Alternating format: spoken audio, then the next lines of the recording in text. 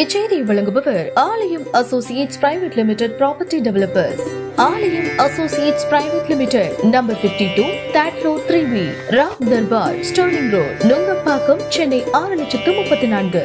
Chennai central ரயில் மார்க்கத்திலிருந்து அரக்கோணம் ரயில் மார்க்கத்தின் இடையே வேப்பம்பட்டு ரயில் நிலையம் உள்ளது.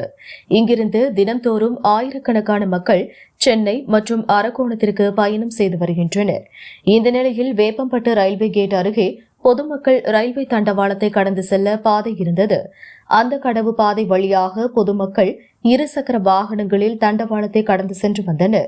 இந்த நிலையில் ரயில்வே நிர்வாகம் சார்பில் விபத்துகளை தடுக்கும் வகையில் கடந்த சில நாட்களுக்கு முன்பு ரயில்வே கேட் அருகே உள்ள பொதுமக்கள் பயன்படுத்தும் பாதையை அடைத்தனர். இதன் காரணமாக வேப்பம்பட்டு, பெருமாள்பட்டு மற்றும் சுற்றுவட்டார பகுதியை சேர்ந்த பொதுமக்கள் சுமார் 12 கிலோமீட்டர் தொலைவிற்கு சுற்றி சென்று அவதியுற்று வருகிறார்கள். ரயில்வே கேட் அருகே உள்ள சுரங்கப்பாதையின் அருகிலும் சாலை சேரும் சகதியுமாக உள்ளதால் அதை கடந்து செல்லவும் வாகன ஓட்டிகள் அவதிப்பட்டு வருகின்றனர். மேலும் இந்த வேப்பம்பட்டு ரயில் நிலையம் அருகே மேம்பாலம் அமைக்கும் பணியும் மந்தகதியில் நடைபெற்று வருகிறது. இதனால் பாதிக்கப்பட்ட பொதுமக்கள் வேப்பம்பட்டு ரயில் நிலையத்தில் பொதுமக்கள் பயன்படுத்தும் பாதை அடைக்கப்பட்டதை கண்டித்து திடீரென ரயில் மறியல் போராட்டத்தில் ஈடுபட்டனர். அப்போது அவர்கள் திருவள்ளூரில் இருந்து சென்னை நோக்கி வந்த மின்சார புறநகர் ரயிலை மறித்து அதன் முன்பு ஆர்ப்பாட்டத்தில் ஈடுபட்டனர். இதன் காரணமாக அங்கு பரபரப்பு ஏற்பட்டது.